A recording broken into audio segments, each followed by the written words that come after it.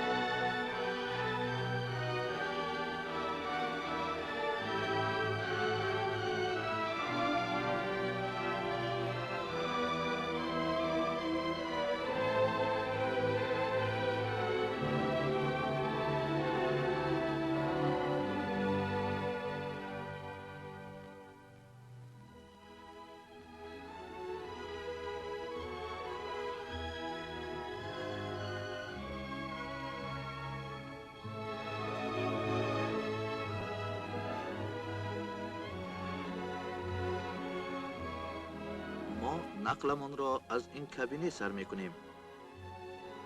آشنا شوید، این کس عبدالکریم قاسموف. او یکی از آنهایی می باشد که با دعوت پارتیا به این کشور بیابان برای در اینجا برپا نمودن حیات نو آمده است. عبدالکریم قاسموف نقل می کند. این سال 1959 بود. استقامتگاه اولین ما. اینجا یکمین کوچه قشلاق آینده.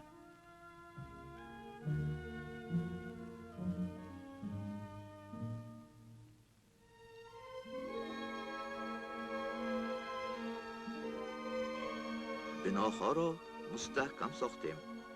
به ما لازم بود که 50,000 گکتار زمین هایی را که خلق ازبک به دادر تاجیک خود هدیه نموده است از خود نماییم.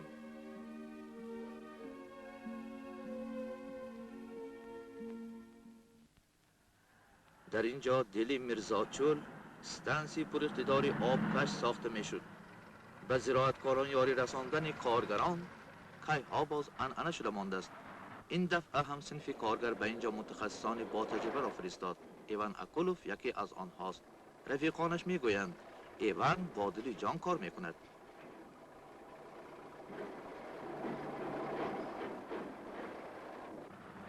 نیکلای ورخگلازنکا در این ساختمان کلان و شوق‌آور استعداد انجینری و انکشاف یافت.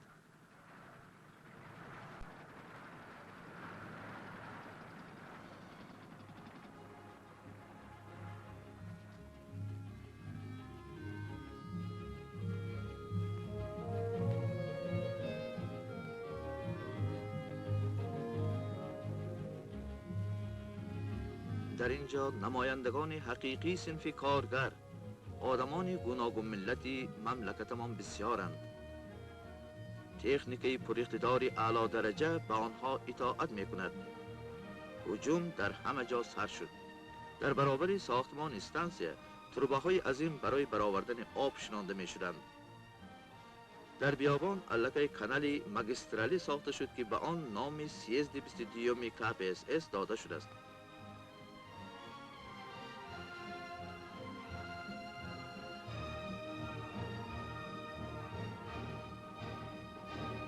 هر قطره آب قیمت است.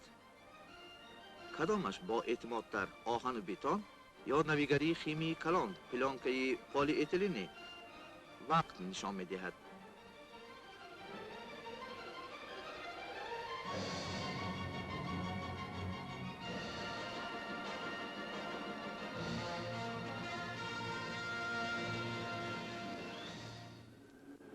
منتج تجهیزات به آخر رسید.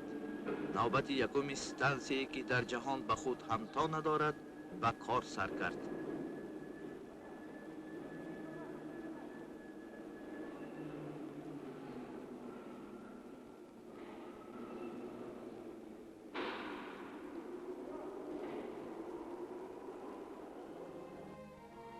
آب آمد. آب سردریا به بیابان تاجیک به واسطه کانالی به نام کیروی ازبک ها آمد.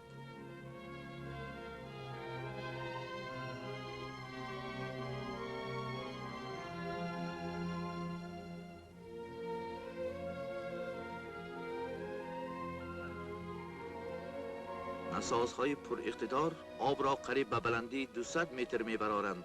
آنها در یک شبانه روز بیشتر از 3 میلیون مکعب متر آب میکشند.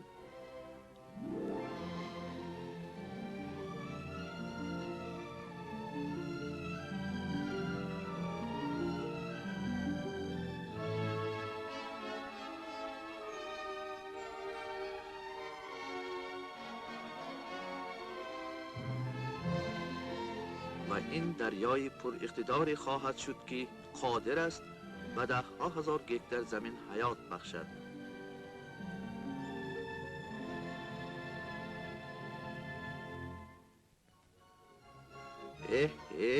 من در دنیا بسیار زندگی کردم، اما جوی را با دست برداشته به جای دیگر ماندنش را ندیده بودم.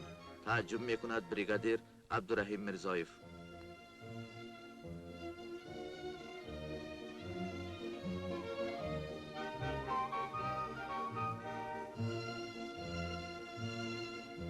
او باز به بسیار چیزها تعجب خواهد کرد. در اینجا زمین را با اصول کهنه کار نمی کنند. در اینجا حتی آبران هم مکانیزاتور می شود.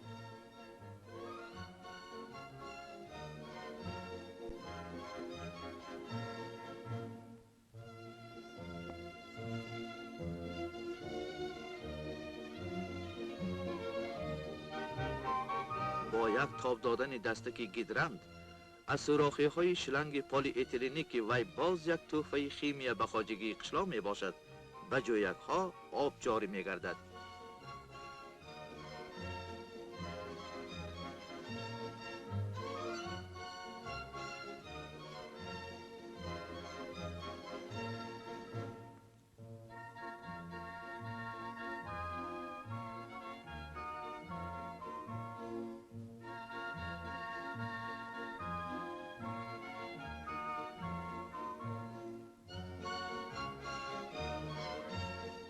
میرزاچور به لابراتواری علمی تحقیقاتی تبدیل یافته ایستاده است.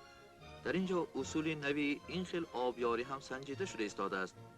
از تروبه‌هایی که در چقوری نه آنقدر کلان زمین گذاشته شدند، جویچه‌های بسیاری جاری می‌شوند.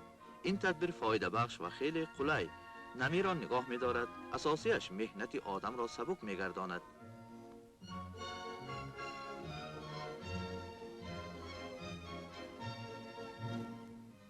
این کینوکادرها سال 1962 وقتی که حاصل نخستین پخته زمین‌های نو از خود کرده شده می‌پخت به صورت کشیده شده است.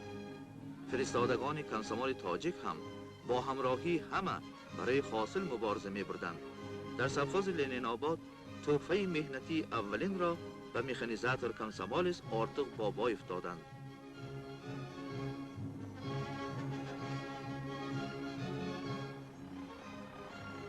جوانان از روزهای اول خود را خوجه‌اینان کشوری تغییر یابنده شماریدند.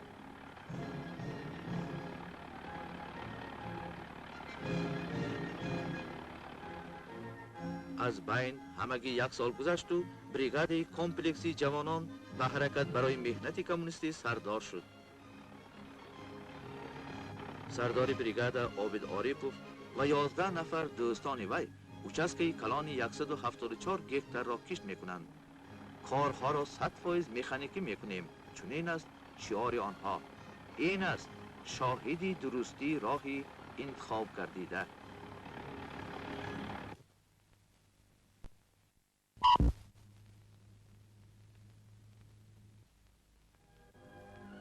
سر انجینری управления Tajikselinstroj ولادیمیر یاکولیچ پتاشکین در مجلس سویت تکنیکی درباره دوره دیوم هجوم به بیابان گپ زد.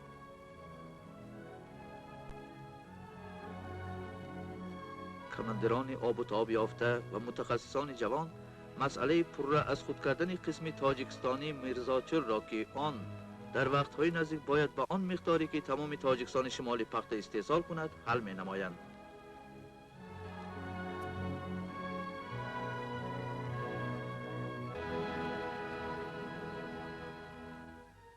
ستانسیه های آبکش را گس قیراقم دوستی خلقها با قوه الکتر تامین می نماید.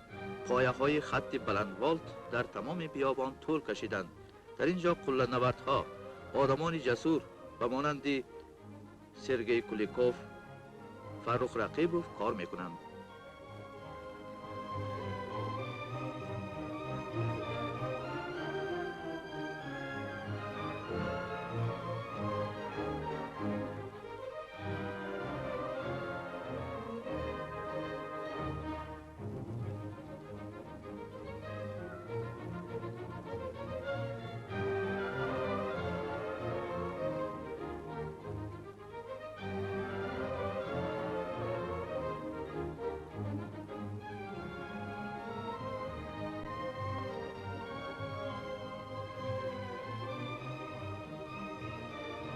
در اینجا ما با شناس دیرینه خود نیکلای ورخگلازینکا واخوردیم. وی سر انجینری ساختمان استانسی دیوم آبکش.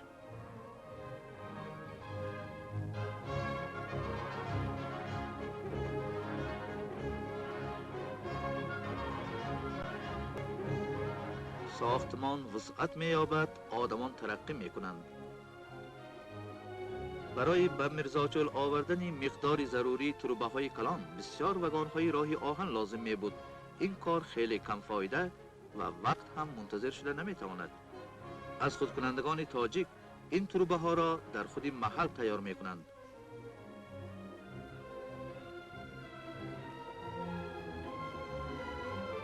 نیکلای چاپوف هم به مانند بسیار رفیقانش به اینجا از آموزشگاه کسب تکنیکی آمده است.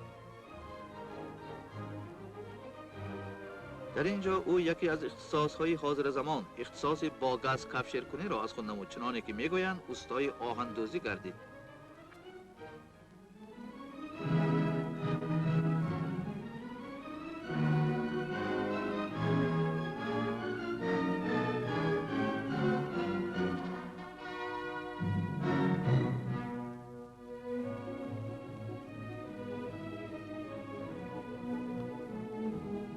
کارهای آخرین انشاءات استانسی آبکش دیوم به آخر رسیده ایستاده است.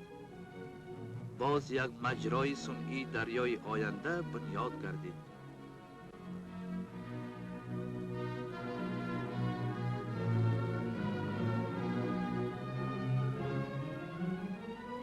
در دور دیومی از خودکنی زمین‌ها توربوپروادها گذرانده ایستادند.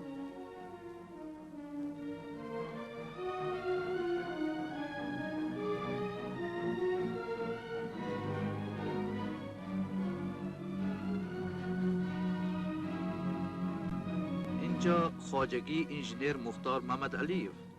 او جوان باشد هم تجربه بسیار دارد. تقدیر وی به تقدیر هزاران هزار جوان پسران و دختران سویتی مانند است. او پسر دهقان اینستیتوت را ختم نموده با یک گروه رفیقانش از جمله اولین ها شده به میرزاچل آمده است.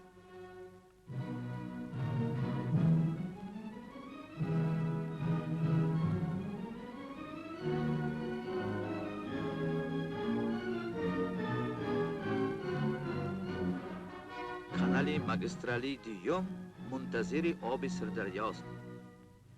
انا در این خانه های آرام و براحت اینستیتوت تاجیک برسترای سیمای شهرهای آینده زمین های نوکاران به وجود می آید. سرمعماری به لایحه‌گیری ساختمان سبخاس‌ها رفیق فرانتوفسکی به ما نقل می کند. در قسم تاجیکستانی میرزاچل 5 سبخاس، 3 تاش پختکار و 2 تاش باغ و تاکدار بنیاد می گردد. هر یک قشلاق اگر شهرچه حاضر زمان خواهد شد. کوچه های وسیع و خانه های 2-3 آشیانه استقامتی با گرمکنی بوغی، گاز و دپروات، رادیو، کانالیزاسیا بنیاد می گردد. درختان سایه افکن آدمان را از آفتاب محافظت می نمایند. در باغ و خیابان های سایه و سلقین فانتنها فواره می زنند. در اینجا البته مکتب ها، یسلی، باغچه های بچگان، بیمارخانه، کینوتئاتر ها، استادیان و گسترانام و اونورمک ها خواهند شد.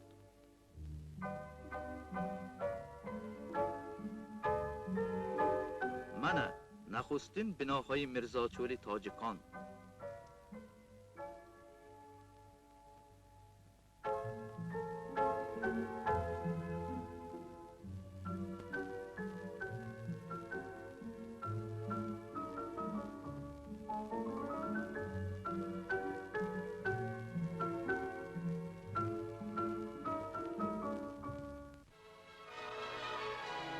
یکمین خشت نخستین بنای استقامتی مرکز سرخوز لنین آباد در روز گشاده شدن سیزد تاریخی 22 17 اکتبر سال 1961 گذاشته شده است.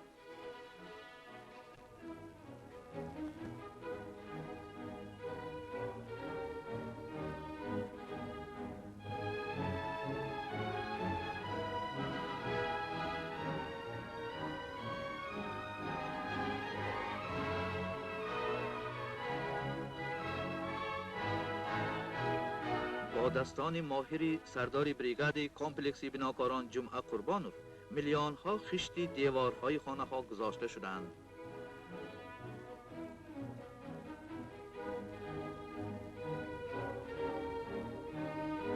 در اینجا اختصاص گلکاران جوان نعمت الله مرسعیدوف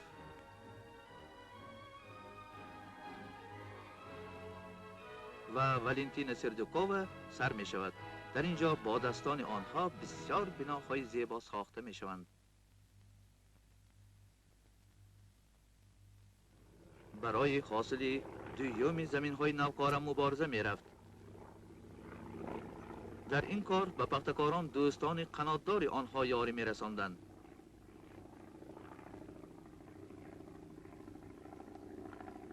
از سملیات به مقابل حشرات های ضرررسان خارجی قشلا مبارزه می بردند، به نهال ها غذا می دادند و حاصل را به جمع آوری ماشینی تیار می کردند.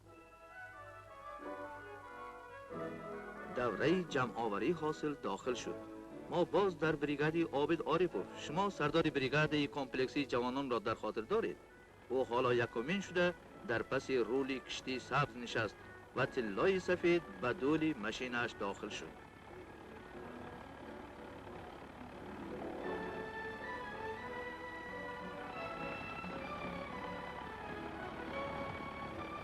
این کس سعید کریموف. این دفعه او غالب برآمد. وی 130 تن پخته جمع آورده است.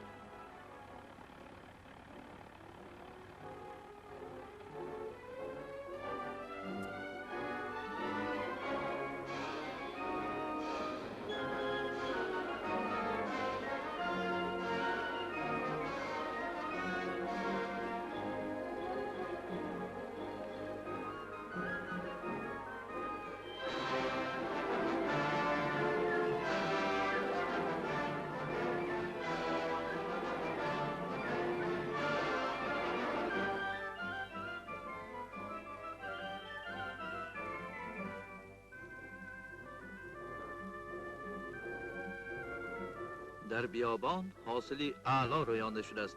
درباره چنین حاصل در روزی تاریخی نخستین مناطب به این زمینی بی حاصل قدم گذاشتن خود پیانیران از خود کنندگان میرزاچول آرزو میکردند.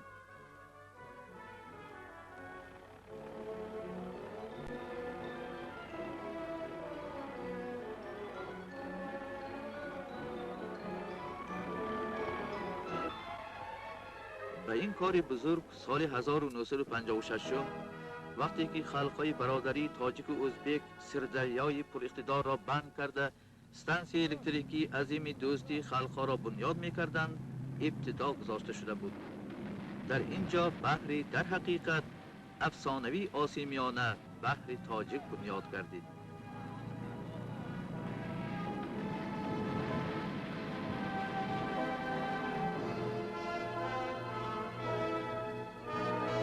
سیزدی 22 KPSS وظیفه‌ای در 20 سال نزدیک به کشوری شکوفان تبدیل دادن 1,100,000 گکتار زمین های خشک آسیا میانه را پیش بینی کرد.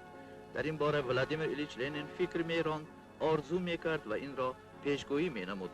در سال 1918 در شفق حیات سویتی لنین به دکرتی با پول تامین نمودن کارهای آبیاری ترکستان امضا کرده بود. آرزوی لنینی به وجود آمده ایستاده است. بیابان گل میکند، آینده به وجود می آید.